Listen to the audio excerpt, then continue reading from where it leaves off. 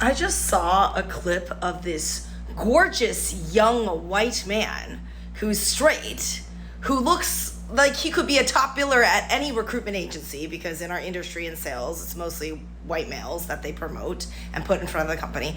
This man has everything going for him. Speaks perfect English, I bet college educated, complaining that he has it bad in his 20s and blaming and scapegoating everything that's wrong in his life and why he can't get rich on people who own rental property. That's his conclusion, is that, oh, people say that, oh, you should get into rental properties and that's why you guys are the problem. Okay, I have two things to say to people who think like that. The system could be completely stacked in your favor, yet somehow you come up with another person to scapegoat for your problem. You know who owns a lot of rental properties? Immigrants. Yeah, people that have come to this country barely speaking English, that come here with nothing, that work their ass off to earn every single cent. How do I know this? I come from a family of immigrants. I myself am an immigrant. We all own property. We all own multiple properties. It's not unnatural at all to meet immigrants with multiple property who get into the landlord business. Why? Because the landlord business, let me talk about point number 2.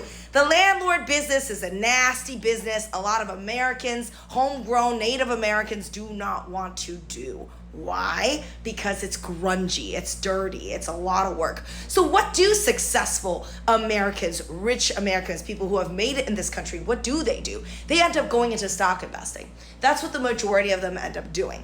So then what happens? People actually don't have places to live unless you have landlords. Why? Because the majority of people cannot afford to buy a home. And that's the reality. The majority of people do not have the down payment, do not have the monthly rent, do not have a stable job, do not have good enough everything to carry the costs of owning a home. If you own a home, you actually know the cost of owning a home, which is why renting is actually a somewhat good deal, because you don't have to pay for all of those things that those hardworking landlords are paying for.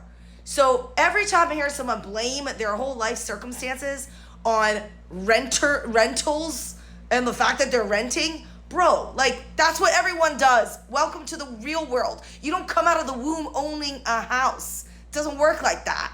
If a country was working like that, it would be called communism. If you look at people who've come out of communist countries, it ain't so great.